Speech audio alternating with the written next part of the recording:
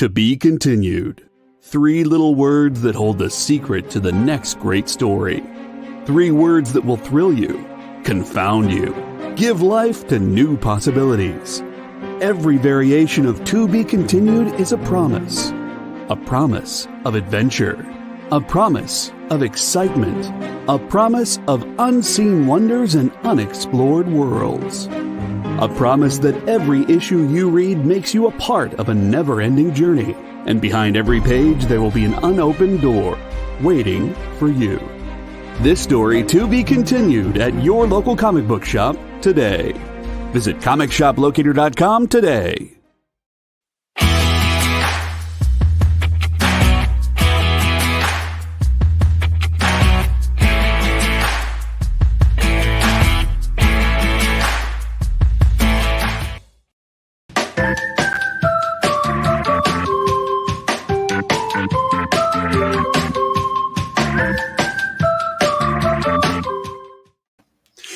Good afternoon, everybody. Welcome to the Dan Wickline Show. I am your host, George Lazenby, the James Bond you forgot all about. All right, today we're going to have some special guests I'm really looking forward to. So let me blast through the news, and then we'll get to our guests. So interesting news today. If you are a fan of Jack Reacher, the series of novels by Lee Child, it was announced that veteran actor Bruce McGill will be joining the series as a series regular. Now, you might know McGill from My Cousin Vinny, Miami Vice, MacGyver. He goes all the way back to Animal House. So that's a great character actor to bring in. Also is going to be Maria Sten, who was in the Swamp Thing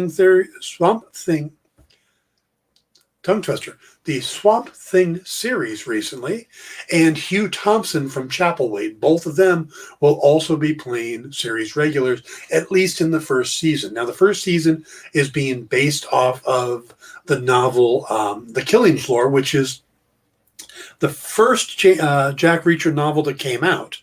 But it's not chronologically.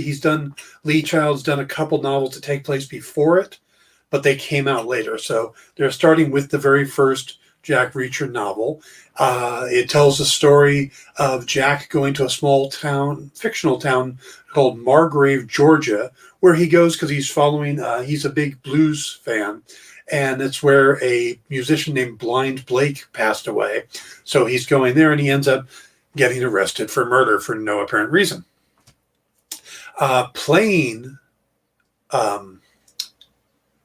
Jack Reacher, I know that Tom Cruise played him in the movies, and a lot of people liked him, but also they were upset because Jack Reacher is supposed to be a big, tall guy.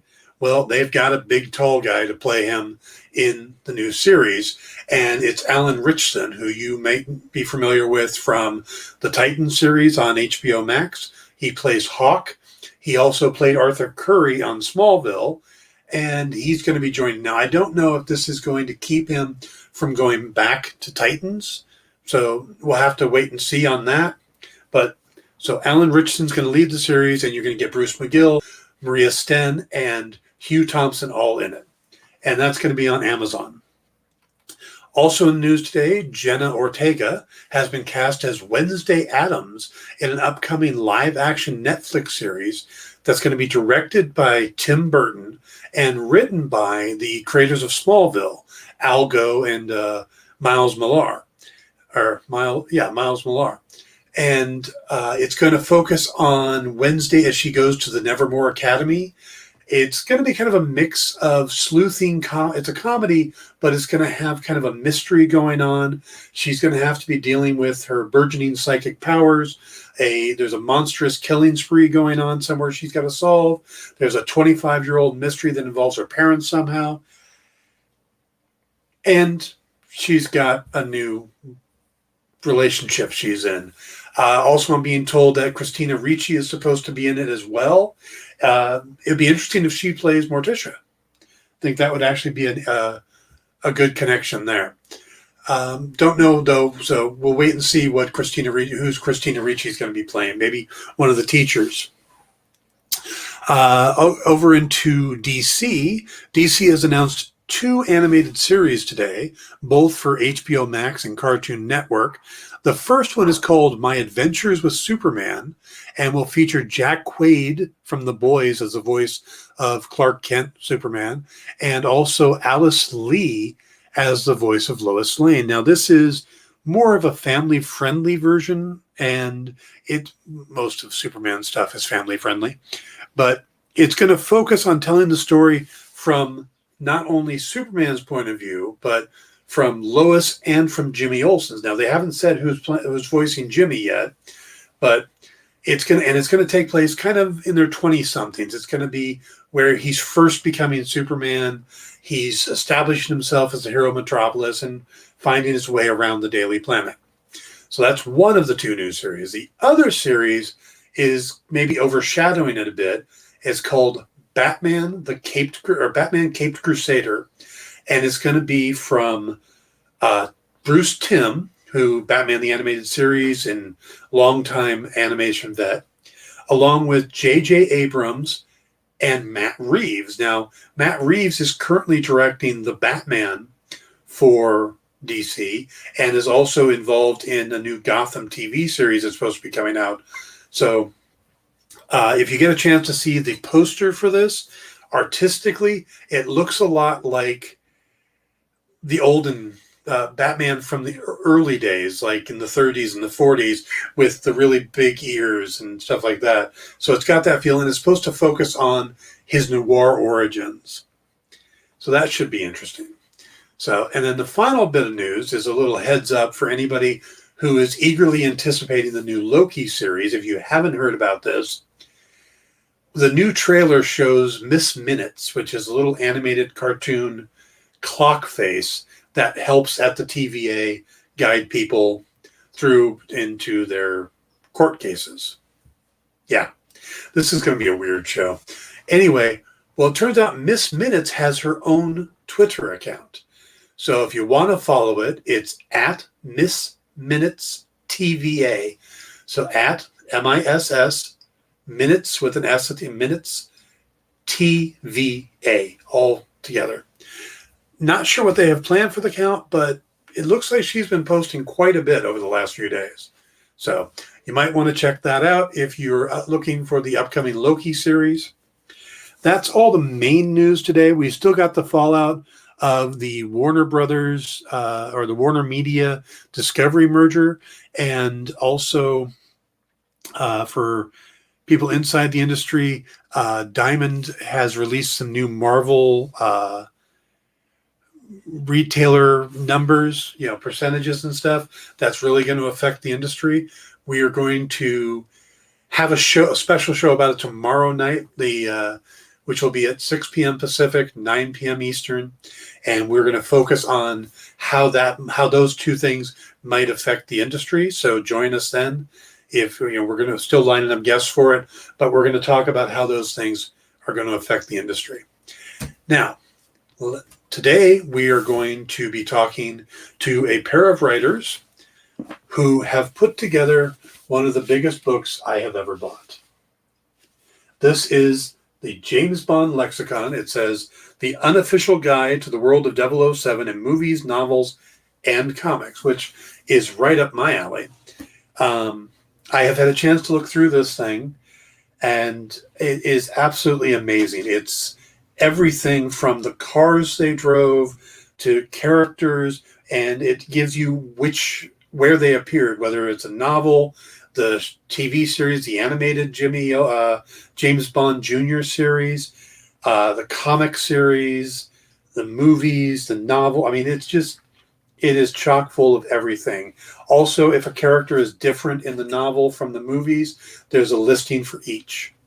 This is an absolute must for James Bond fans. It's got art by Pat Carbajal in it. There's 300,000 words, 5,000 individual entries, 200 plus stories covered, 80 plus pieces of original art in here. It took 6 years of research to put this together, and I am honored to have Alan Porter and Gillian Porter joining us. So, hello. Okay, I think you guys are mute. Hang on. Oh, let's try that. There, that's now. Thanks for having us on the show, Dan. It's great. Oh, thank you. I'm glad to have you here. I've known Alan for quite a few years now. We met, I'm thinking it was Dallas, Texas Con. Paul Benjamin. It was the old Wizard World Dallas, Wizard World show in Dallas. Yeah, that was such a great show because it was so tight knit. Everybody there felt like it was a little family. Yeah, and everybody stayed in the same hotel. We all went to the same restaurant / bar for dinner. It was great. Yeah. So but I missed that show. But so you guys have put quite a bit of work out here.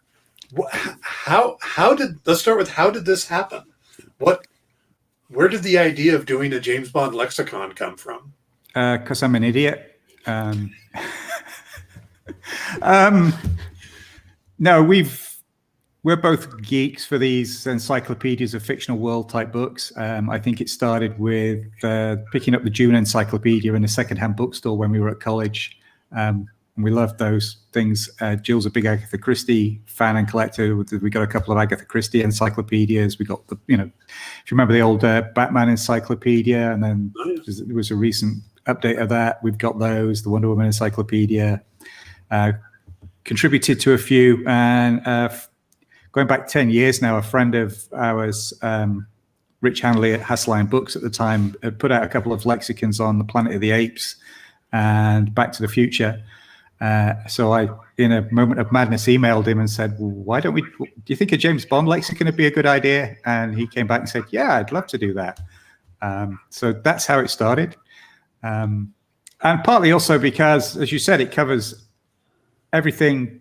There's books out there about the movies. There's a couple of good movie encyclopedias. There's a good book about the details of the Ian Fleming novels, but nothing else. And the James Bond universe is so much more than just the movies and the novels.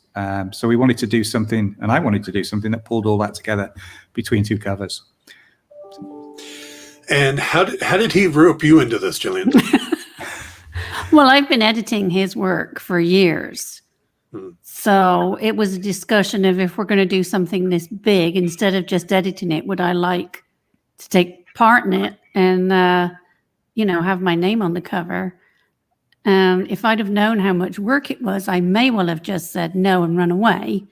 But no, I mean, there were times where we felt like that, but it's been a great project to be part of and to work together, which we've not done before. Was pretty cool to be able to do that. Cool. Why Bond? Why not? Well, I assume that there's a love for the character at some point because you've chosen 6 years to spend on this. Well, we didn't choose to spend 6 years, but it was a 10-year. Actually, it was a 10-year time span of which 6 years was focused on the book. So this has been living with us for a decade, this book. Why Bond? I've been a Bond fan since I was 10 years old, but it wasn't really my main passion until pretty much 2008, 2009, when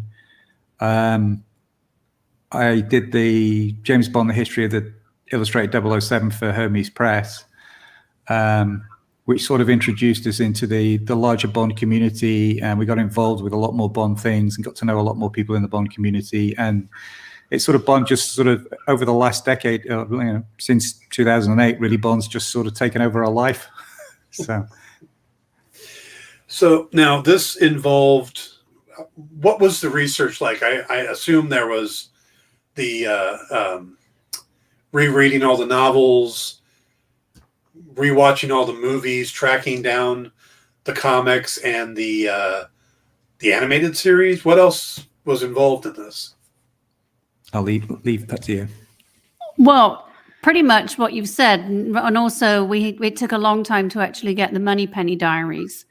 They were hard to find up until this year when they've been released as an ebook. But getting it all together, I mean, basically, like you said, we'd read a novel. You'd read it, you'd make notes, and then you'd start fleshing out those notes of each of the characters or a car or, a particular building that was, integral to the part of the novel. you'd write your notes up, and we did it on a joint wiki where we discovered neither of our alphabets are that great. When we, you're slotting things in, and all of a sudden you're like, "Ooh, that doesn't go there." And then we basically sit down and edit together. We'd print them out and we'd edit over. And if you wanted to make the information as concise as possible, but cover as much as possible. So between the two of us, if one of us, because there were some of the comic strips where I would read them and then I still wouldn't be quite sure what it was about. But being able to talk about it with somebody else who'd read it and get it to make sense, help to make that concise, because you don't want people to walk away thinking, I don't really know what that entry meant. You want them to be able to feel that each entry is complete. They don't have to go and read 10 others to understand what happened in one. And that was what we really tried to do with that. And then we decided to pull out like the cars and the number plates and stuff, just because it was something that is so integral to Bond is the cars he drives, and to make them a special piece. One thing that isn't in the book are the summaries of each of the novels, the movies, etc.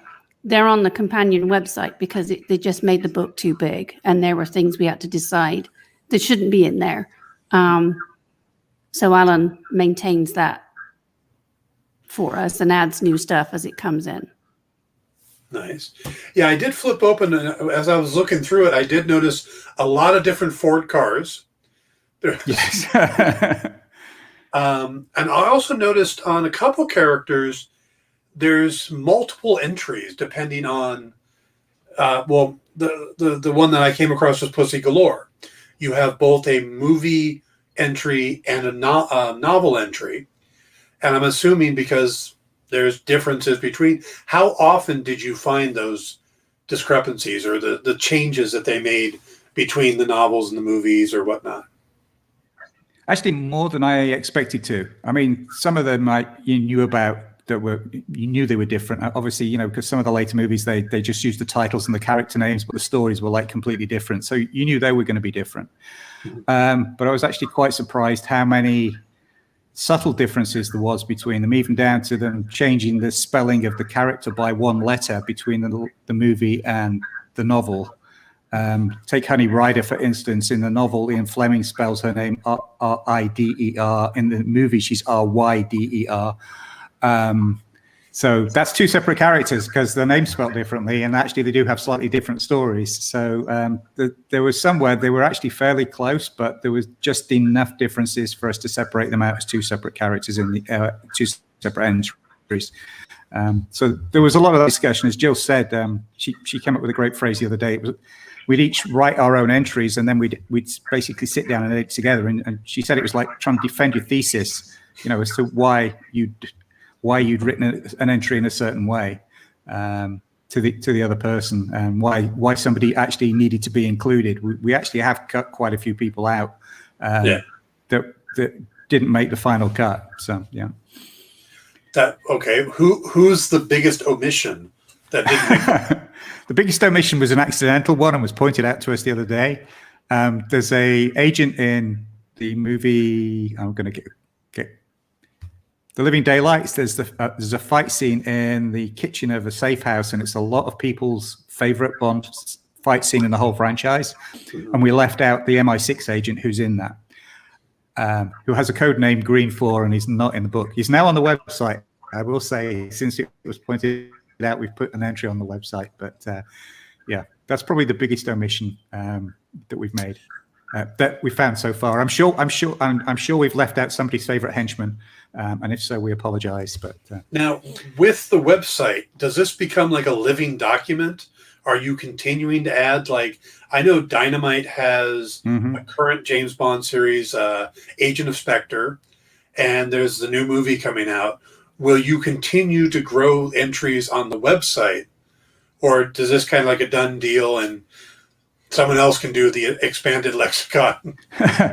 No, in some ways, this is actually the start of an ongoing project. Yes, the intention is to keep things on the website as we come across. We've already got 40 new entries on the website since the book, because the book goes up to the end of 2019. So there's been two Dynamite series, as you mentioned. There's a third one currently underway. There was a TV one. I found an abandoned newspaper strip that I didn't know about, that we've put some of the entries in from that. And somebody has actually just pointed out to me that there's some James Bond Jr. Find Your Own Fate, Choose Your Own Adventure books that we didn't know about and haven't covered. So at some point I got to go get those. We don't cover video games in the book. A lot of people have said they want the information on the video games, so we're opening a couple of people to help with that. So yeah, the idea is they're companion pieces, if you like, the book and the website. Well, I know that GoldenEye was a much beloved video game, and people are still talking about it. You know, and I think someone recently revitalized it. So yeah, they did until they got shut down. So okay, that's a good question. Is from a legal standpoint, it says the unofficial guide. Yeah. So how does that work? How you've put out a book that a James Bond lexicon without the permission of the property holder? Yeah, I mean, that's why there isn't a picture of an actor on the front cover. That's why there's no photography, set photos, images from the movies in there. It's all original work. We've not reproduced anything. We've literally written everything from scratch. It is defined as a scholarly reference work, so that's fine. We've got unofficial. We've got the legal wording in the inside front cover that says it's unofficial and not authorized by Eon or Ian Fleming Publications. The thing is, you couldn't actually do this book officially because the license is split between the movie people and the literary people, and they're slightly different rights, which is why you don't get books or things that bring the two together.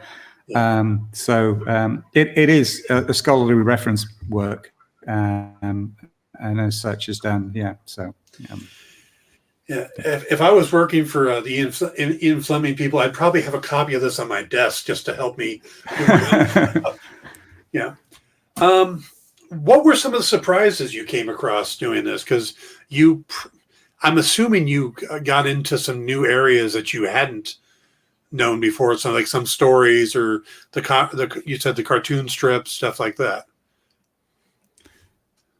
Do you want to take that? Maybe. I didn't know that there had been some continuation novels based around the character of Moneypenny. But no, I mean, I don't think so. I think we knew basically what was out there, how much was out there and how long it was going to take. I would say that was probably one of the biggest surprises for us, is because we didn't expect it to take that long. Just the sheer volume of it, I would say. I don't know if you have anything different you'd like to say. I think that's right. I mean, you mentioned the cartoon series James Bond Jr. It was like, oh yeah, I'll do James Bond Jr. There can't be more than a couple. I think it probably did a season. No, there was 65 episodes of it. Wow. Yeah, exactly. So I had to track down and watch 65 episodes of James Bond Jr. And then I found out there's the comic book series. There's junior novelizations.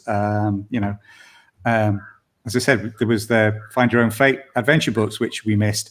There was a whole bunch of kids' books that sort of kept popping out of the woodwork. We were aware of the novels and the novelizations and stuff, but a lot of the spin-off material, which is all official. I mean, everything that we cover in the book is officially licensed material. Has from either Eon Productions or Ian Fleming Publications. There is what's the word I'm looking for? There are stories out there that are unofficial, that are around, that are known about. Bond has now gone public domain in Canada, so there's a couple of books already, novels coming out of Canada around that, which we didn't include because they weren't official. So that was actually one of the hardest things, was really figuring out what was the sort of the container that we were going to work within, what were the boundaries that we were going to work within. So. Now, did Never Say Never Again get factored in here? Oh, yeah. And how did you work that with the fact that it's basically a remake of Thunderball? Because it is an officially licensed property. It isn't officially, it was produced legally. It was authorized. The same with Casino Royale 67. But that's here as well. Yeah. They may not be Eon Productions, but they are official. There was an official license. They were officially licensed projects at the time. Same with the TV Casino Royale of 1954. Again, they're all official. They're just not Eon Productions who do the main Bond movie series. So yeah, we covered all of those in the book. The Casino Royale from 1954, is that the one where they refer to him as Jimmy Bond? Oh, don't get me on my soapbox about that one. That's a myth. One character refers to him as Jimmy Bond, and everybody thinks that's his name, and it's not. He's actually credited as James Bond. He introduces himself as James Bond. He talks about himself as James Bond, but one character called him Jimmy Bond, and everybody thinks that's the one where he's Jimmy Bond, and it's like, no, it's not. Sorry, that's one of my little soapbox. It's one of my Bond geek soapbox items. I will say that I have not had a chance to see it, but that is how it was always said to me, that it's the American version and they call him Jimmy Bond. And it's like, and the thing is, it's actually an English character that calls him Jimmy Bond anyway. So, but yes, it is the one with the American James Bond. Let's put it that way. And you go through all the Ian Fleming novels and all the official novels. Yeah. Okay. Because I remember one recently reading. Well, not recently. My concept of time has shrunk. So you and I met a few years ago. It's been 15 years, something like that. Probably, yeah. So I remember reading. It felt kind of like a pastiche of a Bond novel, but it was an official one. And now I can't remember the title, so it's a stupid even bring it up. Anyway. Well, if it's official, it's probably in the book. So, I just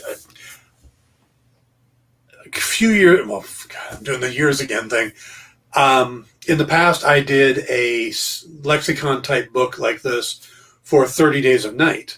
Mm-hmm. And I did the same thing you did. My wife at the time, I roped her in and gave her co-credit on it just because I needed help to do it. Yeah. And that was like 3 novels and about 8 comic series and a movie. I can't imagine the amount of work that you guys put in. How much of your time did it take? You said it was 6 years of a 10-year project. Was this like 8 hours a day? Was this just spare time at night? Okay, I'll watch an episode, take some notes. We both have full-time jobs, so it was when we could. We both read a lot anyway, so it was just you substituted what you were planning to read with a Bond book or the comics or, you just fit it in because we wanted to do it. I mean, I'm glad we've done it, but some evenings it was, I don't want to read about Bond. But as you know, when you do a project like that, you have to commit to getting the work done. Oh, absolutely. But, yeah. And also, when it came to doing the editing thing, we sort of said, okay, well, we'll take either half an hour or an hour after dinner and we'll work on it then rather than, the full evening. So we'd get fed up of it. We sort of tried to do it consistently, but in small enough chunks that it was manageable and didn't get in the way of everything else. But yeah, there was a time when it was like, I really don't want to watch another James Bond movie. But we're past that now. We do put them back in occasionally. Yeah, one of our viewers, Mark Pickus, says, congratulations on the amazing achievement. Bond fans, thank you. And he's looking at this as a Father's Day gift. So it's a perfect Father's Day gift, available on Amazon or your favorite online bookseller.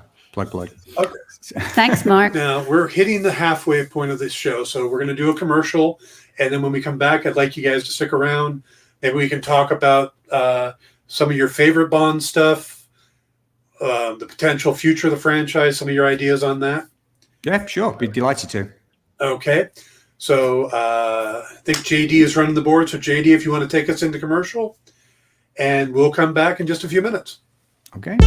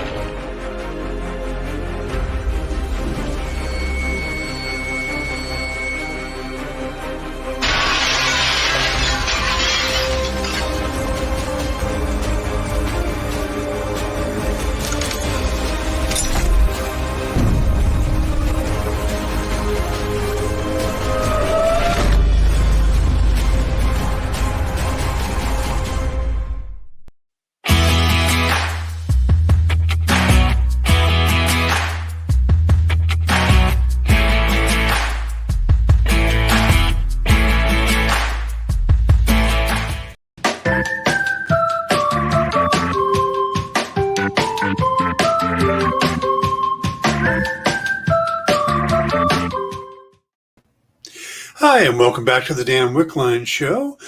Just a reminder to you guys that if you are on Instagram, we have an Instagram account.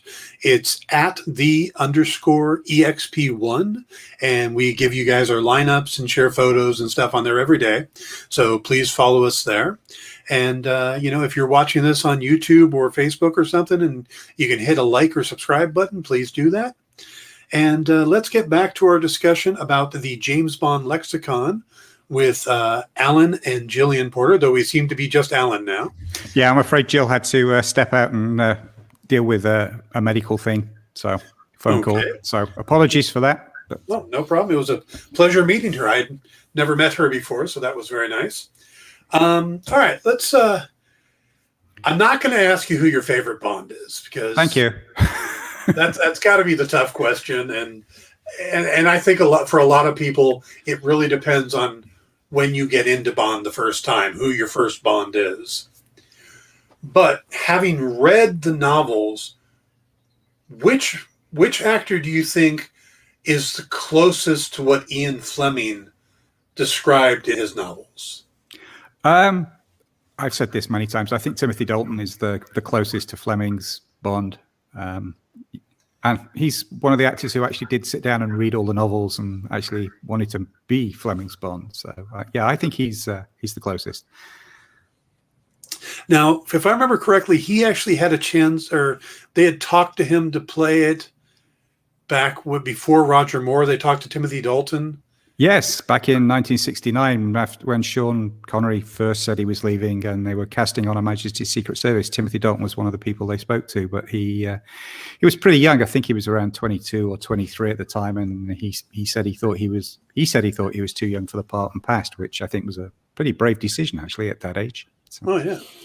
JD, our producer, asked, "Did you include Operation Kid Brother?" Sean Connery's brother. No, because it's not an officially licensed product, but I actually do perversely quite enjoy that movie. On the James Bond podcast network I'm on, we did a show about it recently and rewatched it. Yes, it's OK Connery has a special place in my heart, but it's not in the book. Okay. Now, see, it's interesting you said Dalton, because I've always kind of thought Lazenby was pretty close. George Lazenby was very good. I think he's very underrated. There's a great story. Everybody says he can't act, but there's a great story that he actually said that himself on set. And Peter Hunt, the director, said, "You've got to be the greatest actor in the world. You convince these people to give you the job." I think Lazenby's Bond is a very human Bond. He's one of the few times we actually see him being emotional, not just at the end with the tragic ending of the movie, but there's parts of it where he actually looks genuinely frightened and scared and emotional. So I think he did a great job, and it'd be very difficult to think of anybody else playing that role in that particular movie. I think now, I think he very much made it his own. But yeah, overall, I think Dalton is still probably closer to Fleming's idea of Bond. Yeah. So why do you think he only got 2 films? Well, he was meant to do more. There's actually a good book just came out. I'm going to plug somebody else's book now by a friend of mine called Mark Edlitz, called The Missing Adventures of James Bond, and he actually goes into great detail around the planned 3rd and 4th Timothy Dalton movies. But unfortunately, there was a lot of problems around the studio in terms of financing and relationship with MGM and things that put things on a hold for quite a while, which led to the 6-year hiatus before we got Pierce Brosnan, and Timothy Dalton's contract basically ran out during that hiatus. Yeah. Now, looking at the different Bonds, there's a different feel to each one. They bring their own thing to the role. To me, Roger Moore and Pierce Brosnan were the closest to, in their suave and ladies' man style, where I think maybe Daniel Craig is the closest to Sean Connery in more of the Judi Dench describes him as a brute object or a blunt object. Blunt instrument, yeah. Blunt instrument. Thank you. I knew it was close. And I have been a real fan of the Daniel Craig take on the character. And for me, the opening of Casino Royale with him chasing the free runner and just, the guy jumps over the top and he runs through the wall and thing. To me, that was a great setup for bringing Bond back to the brutish character that Connery played him as well. And to me, kind of the feel for in the books. Did you see anything like that? Or how do you look at Daniel Craig's performance? I'm not a fan of Daniel Craig as Bond. I'm on the record of that I think Daniel Craig's a great actor. I love him in lots of other things. I just don't really particularly take to his interpretation of Bond. Having said that, Casino Royale is probably in my top 3 Bond movies. I actually adore Casino Royale. I just think they lost their way with the character. For me, there's the movie Bond and the Bond of the novels. And for me, the movie Bond should be an adventure. And I also think they made a mistake in developing. Cameo appearance by my cat. I think they made a mistake in developing too much of the character's backstory. I think Bond should be that suave, sophisticated secret agent that we all want to be, that we can project ourselves into the role, see ourselves as Bond, walk out the cinema and do the, look at me, I'm James Bond type stuff. And I think by developing that character to the way they have and giving him that backstory and the detail, they've removed that shell that you could pour yourself into. You can't do that anymore because he's a distinct person as opposed to being a well-dressed plot device. And I mean that in the best possible terms. And that's what I like. I liked that adventure. I want them to get back to doing the suave, sophisticated secret agent who goes out on world-spanning adventures and saves the world and ends up with a girl. I don't need the angst and the backstory and the interconnected stories. I just want to go in and have a good 2 hours of adventure. So I'm just an old-fashioned Bond fan, I guess. I'm not a big fan of that, but you weren't going to ask me who my favorite Bond was, but I will say it is actually, even though Lazenby is the first one I saw in the cinema, my favorite is actually Pierce Brosnan, because I think he has that great one. He loves playing the role. You can see he totally enjoys it. He's having a ball with it. I think he combines, Roger Moore's lightheartedness and wit with Connery's style. He has that there's a few scenes where he has that definite undertone of simmering action and violence. He is actually technically has the highest body count of any Bond, so technically he is the most violent. I think Pierce Brosnan really is the perfect meld of all the movie Bonds together, which is why he's my favorite Bond. I did love him in the role, but then I also loved him as Remington Steele. So I will see anything Pierce Brosnan's in, and I mean, I'm excited that he's going to play Dr. Fate. Oh yeah, me too. Yeah. And if you watch a lot of his, I love a lot of his post-Bond stuff. The Thomas Crown Affair, that remake he did, I think is brilliant. I think that's a great Bond movie. The November Man is a great Bond movie.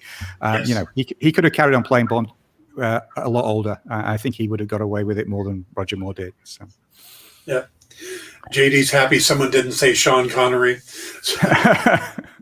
I'm with you on the fact that it's not Connery for me, but my first Bond was Roger Moore in Moonraker, so it was a totally different style. And then I'd go back and watch Sean Connery, and it's like, where's all the flash? Where's all the the gadgets and stuff?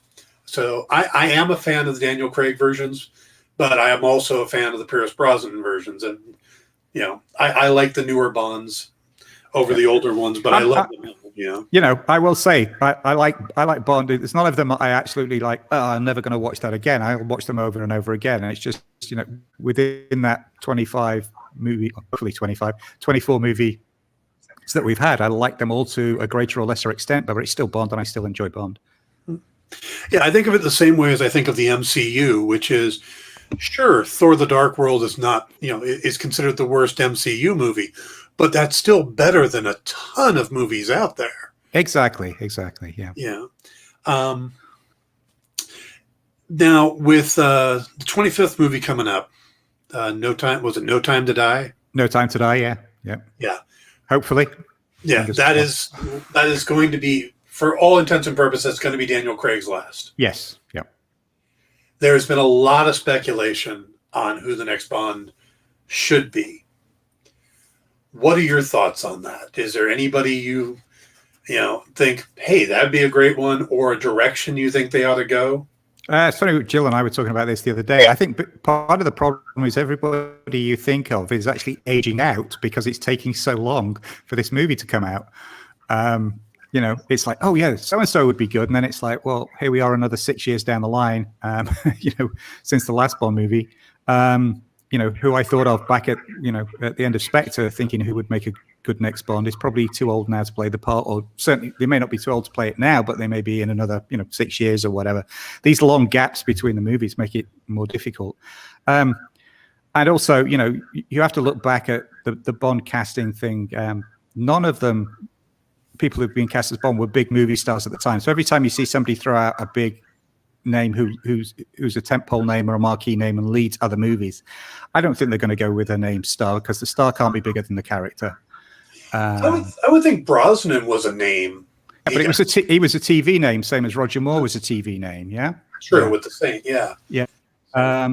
So, they weren't movie stars at that point. So, I don't see them casting a movie star. The one I've sort of liked is the English actor called Aidan Turner. He was in Poldark, the remake of Poldark, they did several years ago. But again, I said that probably 4 years ago, and I don't know how long it's going to take them to actually cast another one. So, but yeah, when you see the Idris Elba, Tom Hiddleston, Henry Cavill. I mean, Henry Cavill it was either Daniel Craig or Henry Cavill last time they went round. Those were the final two. So but again, I think that's probably past. So we'll see. I'm hoping they come up with somebody and we all go, who? Never heard of them before, and they take it and they run with it and they make it their own. Yeah. But they do like to speculate, just like they like to speculate on Doctor Who. Anytime. Oh yeah, exactly, yeah. There is word that Amazon is currently trying to negotiate a buyout of MGM. Yes, I saw that yesterday or the day before, whenever it broke. Yeah. How do you think that would affect the Bond franchise? I don't know if it would eventually. I know everybody's like, oh, that immediately means they're going to go to streaming. The thing is, MGM don't own Bond outright. They own a significant portion of it, and they have the distribution rights, but it's still owned by the Broccoli family. They still have I think the majority shares, or it's 50-50. I'm not quite sure exactly the split, but the controlling interest, I think, is still with the Broccoli family. So, the MGM side has been more around studio financing and distribution and things like that. So it may change the distribution model. I'm not sure it would have an immediate impact. It may have a sort of a medium to long-term impact. And I think part of that also depends on how long the Broccoli family want to hang on, to the business. So, well, in the news lately, they've been doing, one of my news stories today was about the Reacher series coming up on Amazon. Mm-hmm. Right. There's the Jack Ryan series they did recently on Amazon. And there's currently a Robert Langdon series in the works over with Peacock, based on the Dan Brown novels. Do you think that a young James Bond series could be interesting? If you do something around the young James Bond, I think that could be very interesting. I also think that you could do some interesting things like a Moneypenny spin-off or a Felix Leiter. This is the one I keep talking about, and it's my dream project. It'll never see the light of day. Is a Felix Leiter, Tiger Tanaka buddy show. Dynamite Comics did a 4-issue series that was basically that. And I'd love to see something like that on Netflix. But I think the tentpole James Bond character will probably stay just in the movies, as long as the Broccoli's are involved anyway. I'd love to see them doing, a James Bond tentpole movie every 3 years, and then doing supporting stuff in other media, streaming, video games, and broadening the fan base and broadening the people who are introduced to the franchise on the other platforms. So if Amazon's going to have an impact, I think it's probably going to be around that. But I don't think you'll see a contemporary James Bond series instead of the movies. I think it'll be the movies plus some supporting stuff. Yeah, see, I've always wondered, and I've actually mentioned this to Nick Barucci over at Dynamite when they got the license for the comics, is why aren't there spin-offs? Why isn't there, I mean, everybody talks about Idris Elba should be James Bond. Why not make Idris Elba his own character, a 004, and give him, spin off these other 00 characters, or Moneypenny or Felix Leiter, and expand the universe. Everybody is trying to find these expanded universes, these cohesive universes like the MCU and the DCEU and all this, where Bond, it seems like, would be easy to spin off and just tell like a different style of adventure with a different 00 agent or something like that. Well, I think that comes down to what I mentioned earlier, is the licensing is actually split. The Eon licensed the Ian Fleming book titles and characters. Anything else that they've done after that is their IP, but does Ian Fleming Publications can't use the movie stuff, and the movie people can't use anything that's not Ian Fleming, so they can't use the continuation novels. So there's a whole very complex licensing agreement in place as to which characters sit where within the overall universe. So it sounds like what Amazon might be able to do is come in with a big dump truck of money and straighten out the licensing part of it. I don't know. I mean, I guess at some point somebody's tried to. I mean, all kudos to Dynamite. I was involved with it after doing the book on the history of James Bond comics. I was approached by quite a few people. I was involved in at least 3 attempts to get a James Bond comics license. So when Dynamite sort of seemed to pull it out of thin air, I was very impressed. So yeah. And again, what Dynamite is doing is based on the rights that Ian Fleming Publications have, the literary Bond. It's not the movie Bond. So, right. Yeah. And they have done a Felix Leiter series and a Moneypenny one-shot. Yep. Yeah. So. Yeah. Like I said, that was really my inspiration for me wanting a Felix Leiter, Tiger Tanaka buddy show, was that 4-issue comic series that Dynamite did. Yeah. Mark has a question. Says, if finding a younger actor, is there a movie out there that focuses on the young Bond? How does he get to be? Did his parents know, or how he does it? So, is there an existence of an origin for Bond? Is it in the novels and Yes, there is in the continuation novels. There's a series called Young Bond novels. There's, I think, 9 books total.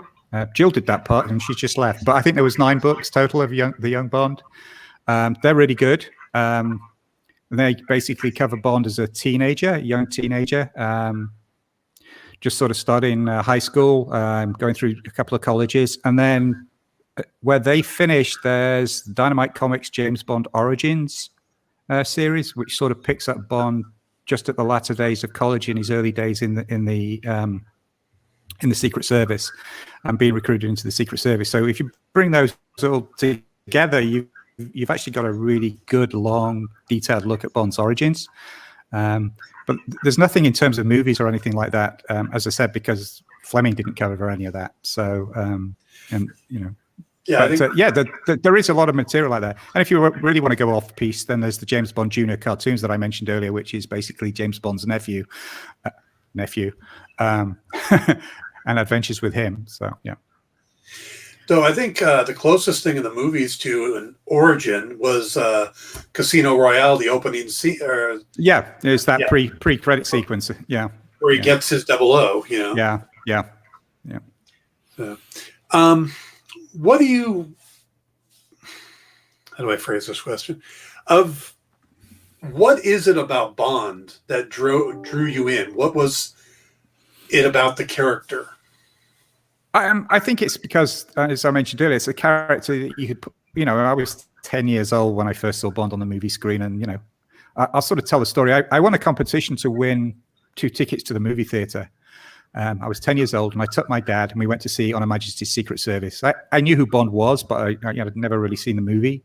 And the movie drew me in. And then when we came out of the movie theater, we found the car had been broken into and the radio stolen. And at 10 years old, it's like, right, I'm going to be James Bond. I'm going to go after the bad guys. And I think that sort of stuck with me, is that's a character that I could want to be. you know, I couldn't be the Doctor and get in a TARDIS. As much as I wanted to be Batman, and you know, I wasn't going to shoot my parents, and you know, I wasn't going to be a billionaire. I'm sure they appreciate that, and I'm sure they appreciated that. But James Bond was somebody I could sort of project myself into, you know, and be and play James Bond, you know, and you know, it could, you know, it was, you know, one day maybe I'll drink a martini shaken not stirred. You know, I'll know what you know, I'll be able to drink a Vesper martini and have a suit handmade in, you know, in a tailor in Hong Kong and drive a nice car. I don't drive an Aston Martin, but I've done the other two. But, you know, and I've been able to do over the years, do things that James Bond does, learn to ski, learn to shoot a gun, eat nice meals, stay in nice hotels, fly around the world. They're all sort of attainable as individuals. Bond puts them together. And I think to me, that's part of the thing of the character is, as I said, is it's that sort of wish fulfillment. But it's an achievable wish fulfillment, even if it's just slightly out there. It's not way out there. It's just slightly ahead of where you want to be. And I think another part of it, you know, it was Bond that really inspired my love of travel, the travelogue side of it. There's many aspects to it. You know, there's the adventure, there's the character, there's the cars, there's the girls. Say that now, Jill's not here. You know, there's the travel, the gadgets, the technology, the love of fine food, you know, all that, bringing all that together in one sort of franchise, just sort of really made it appeal. So, all right, you finished the book. You're doing the website. What's next? Well, actually, we're taking a break from doing nonfiction. Jill and I have both got novels we're working on. We want to try and get those done.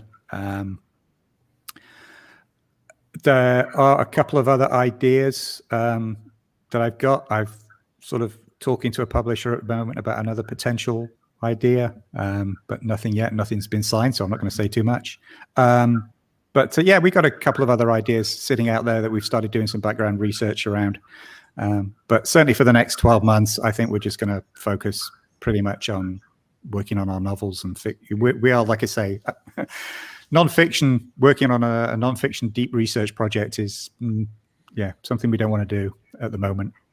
But at some point, we have talked about, you know, when the website gets to a certain level, we've got enough additional entries, and you know, maybe we got all the video games done and the role-playing games done, and we've done some other stuff, and there's hopefully more than one new Bond movie. There's a couple of new Bond movies to add and things. You know, maybe in a few years' time, we'll look at the website and think, okay, we've got sufficient now to roll it back into the book and do a second edition. So I couldn't imagine how much bigger it would be. Well, when we first printed it out, the first manuscript was actually 750 pages. So which is why some of it ended up on the website, because we was like, yeah, we're not going to put it out there. And what is the website? It's jamesbondlexicon.online. So, yeah. jamesbondlexicon.online. Okay. Yeah. Yep. Well, I want to thank you for joining me today. This has been great, talking about Bond and seeing you again and meeting Gillian. Yeah, it's great to see you again, Dan. Hopefully we can do it in person before too long at another convention somewhere. So thank you very much. I'm going to let you go and wrap up the show, but everybody check out the James Bond Lexicon. Great for a Father's Day gift. Great for a gift to yourself. Available on Amazon and all other booksellers. Yep. Okay. So thank you. All right, guys. Thanks to Gillian and Alan. That was a lot of fun. Thank you guys for joining in on some of the questions. Tomorrow night, like I said, we're going to have a special look at the changes coming up for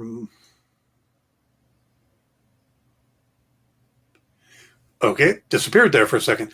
We're going to have the changes for Marvel and the pricing with retailers, and we're also going to talk about the potential or the Warner Media Discovery merger. So that'll be at 6 o'clock tomorrow night Pacific, 9 p.m. Eastern. So join me then.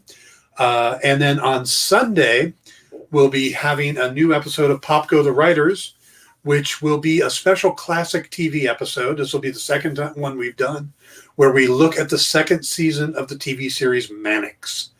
So you can join me then on Sunday for that. Thank you all for coming. We're going to be wrapping this up here. I think we got about a minute or two left, but we can let JD run some commercials and hype some stuff. So thank you all for coming. Remember, Instagram at @the_EXP1. If you need a comic shop in your area, go to the comicshoplocator.com. Put in your zip code, find that. Everything else, have a great day. See you tomorrow.